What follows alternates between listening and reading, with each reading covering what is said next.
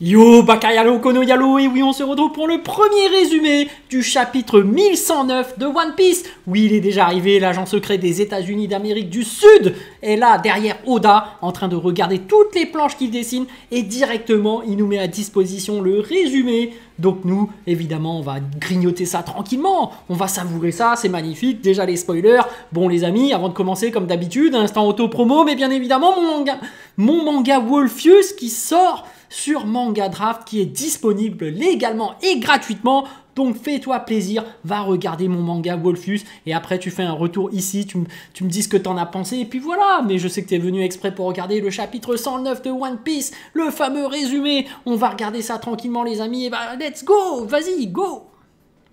Hop là, on va se décaler comme d'habitude. Et on avait vu que le chapitre 1108 était déjà une dinguerie, mais là le 1109 ça va être incroyable. Donc les amis, regardons ça tranquillement. One Piece spoiler 1109.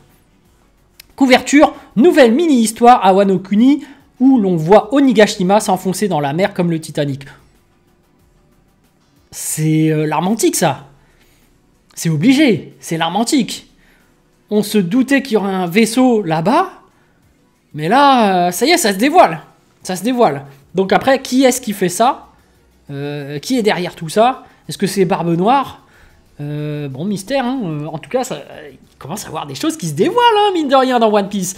Parce que le 1108, on avait vu que Vegapunk allait dévoiler des trucs incroyables. Et d'ailleurs, le chef Otaku avait raison. Hein. Au début de l'arc de Egghead, le chef Otaku avait dit que Vegapunk allait mourir et qu'en mourant, il allait dévoiler toutes les vérités de ce monde. En tout cas, du moins, toutes les connaissances qu'il a, il allait le diffuser au monde entier. Et là, il semblerait que le chef Otaku ait raison. Donc, certes, Ryo Sensei a le titre du meilleur créateur de contenu qui maîtrise le mieux les débats de puissance, mais il semblerait que le chef Otaku soit le meilleur qui maîtrise du moins le scénario, du moins de One Piece. Alors, en termes de prophétie, là, de prédiction, ça semble être le meilleur. Mais bon, on va regarder ça, hein. Peut-être qu'il va se tromper, hein. On n'a pas encore vu concrètement ce qui allait se passer. Hein.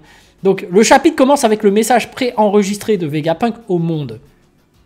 Vegapunk dit aux gens qu'ils ont quelques minutes pour préparer leur vidéo avec leur Denden Mushi. Alors c'est quoi ça? Ça veut dire que les gens doivent diffuser ce qu'il va dire. Ok, donc les gens doivent se préparer vite. Il y a une annonce officielle incroyable à faire. Et si les gens ne le font pas, bah, le message est perdu en gros. C'est ça. Hein. Donc, ok. Nous voyons des gens du monde entier se préparer à regarder le message, y compris Morgans, Vivi et Wapol. Donc eux, c'est vraiment les médias, les meilleurs créateurs de contenu du moment qui vont diffuser ça et faire des millions de vues. Donc c'est parti, le Gorosei se demande d'où vient le message. Forcément, parce que c'est eux qui vont être concernés, c'est eux qui cachent les informations. À Egghead, Kizaru attaque Luffy de plusieurs façons, mais Luffy les esquive. Bon là, un amiral n'est pas égal à un Yonko là. Là, il va se prendre une drill, Kizaru. Luffy se demande pourquoi Saturne n'est pas endommagé par ses attaques. Je vous avais dit que c'était le problème. Que Saturne se régénère, du coup, Luffy, en fait, même s'il met des coups à Saturne, ça ne suffira pas. Hein. À moins qu'il mette le gros coup de poing à la Kaido là. Le gros coup de poing géant, peut-être que ça l'achèvera d'un coup.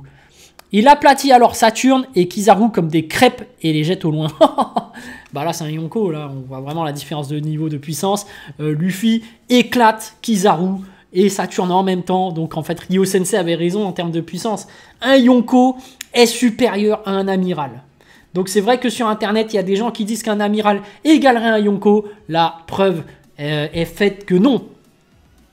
Après, le véritable débat qui suscite beaucoup plus le débat, c'est est-ce qu'un commandant est égal à un amiral? Est-ce qu'un YC1 comme Zoro serait de même niveau de puissance qu'un Aramaki? Déjà, est-ce que les amiraux entre eux sont de même puissance hein? Parce que moi, Aramaki, j'ai l'impression que c'est lui le plus faible des amiraux. Donc est-ce que lui est niveau YC1? Est-ce qu'il serait pas niveau YC2 ou C3 déjà? Mais on va dire que, comme le dit Ryo Sensei, YC1, YC2, YC3, on peut les mettre à peu près sur le même niveau global.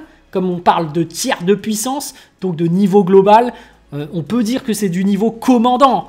En fait, en gros, c'est cet intervalle-là qui comprend YC3 et YC1, c'est ça qu'il appellerait le niveau commandant.